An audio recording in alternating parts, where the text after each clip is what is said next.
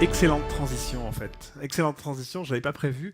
Mais en fait, mon père a 86 ans et il s'appelle Prosper.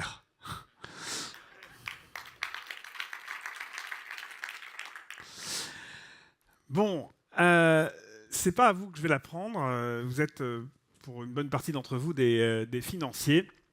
Normalement, en toute logique, un financier, ça sait compter. C'est même à cela qu'on le reconnaît normalement. Et pourtant, les financiers comptent, mais comptent mal. Imaginez que vous alliez voir votre médecin et qu'il vous dise, pour moi, la santé, c'est simple, ça se mesure à un seul indicateur, votre poids. Vous aurez certainement un petit moment de surprise et vous lui direz mais non, pas du tout, il y a d'autres indicateurs, il faut mesurer le rythme cardiaque, la pression artérielle, le taux de bonheur, je ne sais pas, plein de choses qui influent sur ce que je suis, sur ma santé. Eh bien, les financiers, ils font un peu la même chose.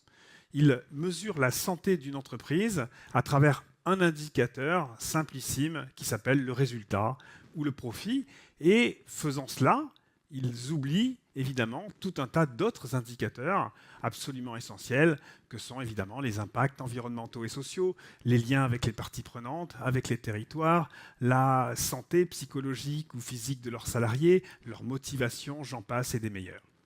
Donc une simplification à outrance qui fait qu'on mesure en réalité mal la santé dans toutes ses dimensions d'une entreprise. Et pourtant, le paradoxe, c'est que c'est pas faute d'avoir, encore une fois, des gens très intelligents et des modèles extrêmement sophistiqués.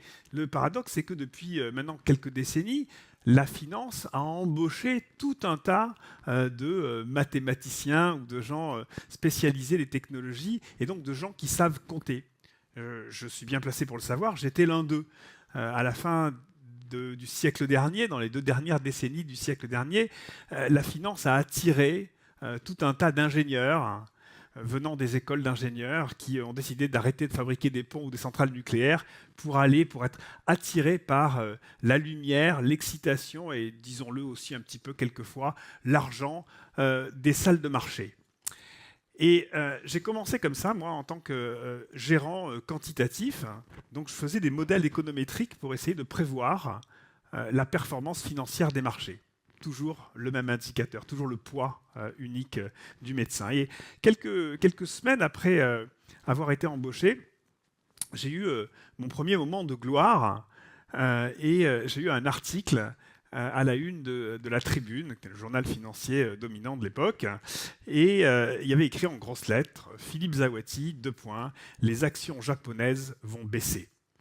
Alors autant vous dire que je connaissais rien au Japon, j'avais jamais mis les pieds au Japon, je connaissais rien au japonais, j'en avais rencontré extrêmement peu, je connaissais encore moins l'économie japonaise, sa dynamique, son industrie, les ressorts de son développement. Je connaissais encore moins la culture japonaise, mais mon modèle économétrique m'avait dit que les actions japonaises allaient monter. J'ai dit monter ou baisser?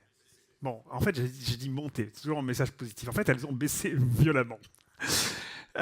Donc, tout ça pour dire qu'effectivement, ça s'est terminé mal.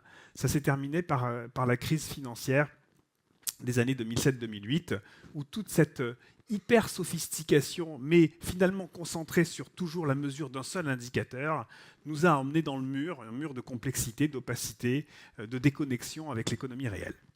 Alors on arrive à la phase 2. La phase 2, c'est que les financiers se disent, bah oui, on va quand même finalement essayer de mesurer d'autres choses. On va mesurer, et on va commencer par le carbone d'ailleurs. On va commencer par mesurer ça. Et là, tous comme un seul homme, qu'est-ce qu'ils disent? Ils disent, ok, très bien, nous on est très intelligents, on sait compter. On sait compter, on a les modèles, on a les méthodes pour compter. Simplement, il nous faut de la donnée. On veut de la data. Et alors, si possible, on veut de la data certaine, vérifiée, standardisée, tamponnée. Et vous avez cette deuxième phase incroyable qui est que pendant 10 ans, vous avez des financiers qui vous disent que le principal blocage au développement de la finance durable, c'est le manque de données ou le manque de standardisation des données, c'est-à-dire utiliser ce manque comme un alibi pour ne rien faire. Alors chez Mirova, Je prends un petit moment, vous connaissez peut-être pas, vous savez peut-être pas exactement ce que c'est. Mirova, c'est la société de gestion d'actifs que j'ai créée au sein de Natixis il y a 10 ans, un peu plus de 10 ans maintenant, avec cette idée qu'il fallait, avec une très forte conviction, intégrer les facteurs environnementaux et sociaux dans tout ce qu'on faisait dans l'investissement. C'était un petit peu en avance par rapport à la tendance qu'on voit aujourd'hui. Aujourd'hui, Mirova, c'est 31 milliards sous gestion, c'est 250 personnes, basées à Paris, à Londres, à Boston, à Nairobi, à Singapour. Ça gère des actions, des obligations, des fonds d'infrastructure, du private equity, des fonds d'économie sociale et solidaire, du capital naturel. Je ferme la parenthèse. Donc chez Mirova, qu'est-ce qu'on fait? Eh bien, quand on a besoin de données, on décide de se retrousser les manches. Quand il en manque, on les fabrique. Attention, je n'ai pas dit on les invente. On les fabrique, et on les fabrique toujours avec la même méthode, qui est une méthode qui est collaborative et open source. On s'associe avec les meilleurs experts, et ensuite on développe des méthodologies qui ont pour vocation de devenir des standards de place.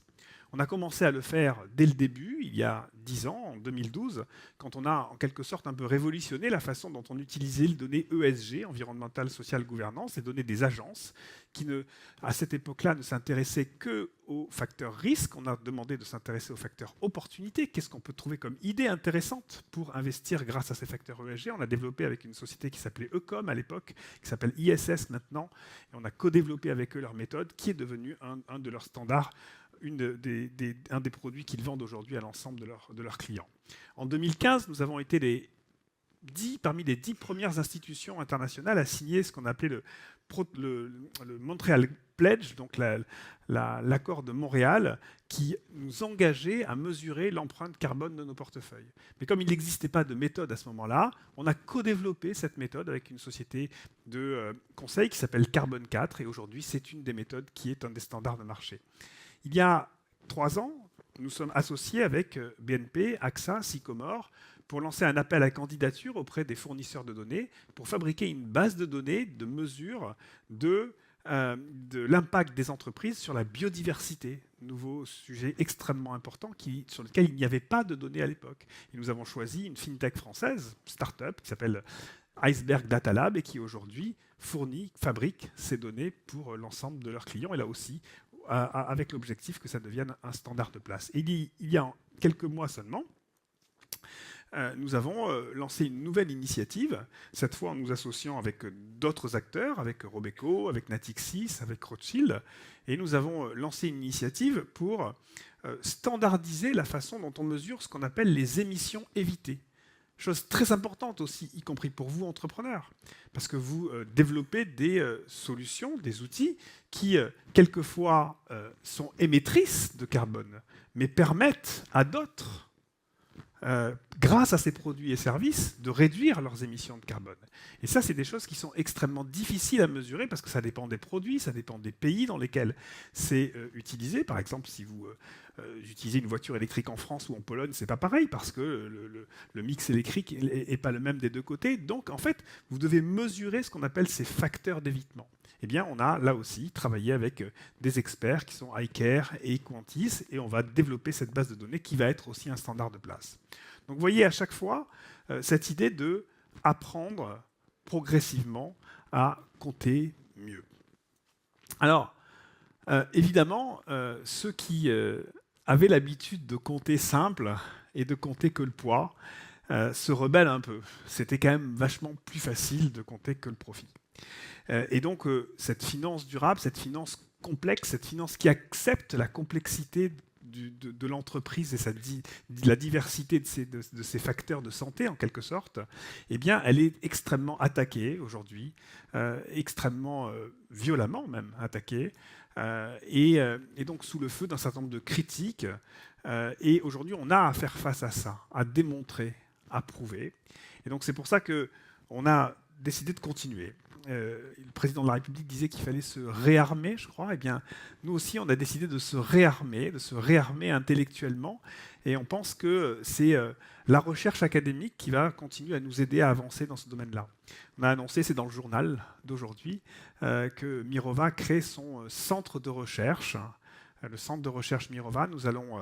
Il est important pour nous aussi de réinvestir nos profits dans les communs, et donc c'est une façon de le faire. On le fait avec de la philanthropie, on le fait aussi à travers ce centre de recherche. On investit presque 1 million d'euros par an pour ce centre de recherche, en embauchant des chercheurs, en faisant des partenariats stratégiques avec des universités. En l'occurrence, nous avons annoncé 2 partenariats très importants, l'un avec NSAE Polytechnique, l'autre avec Columbia, pour, là encore, avancer encore d'un cran, mesurer, compter mieux, apprendre aux financiers à compter mieux. Merci beaucoup.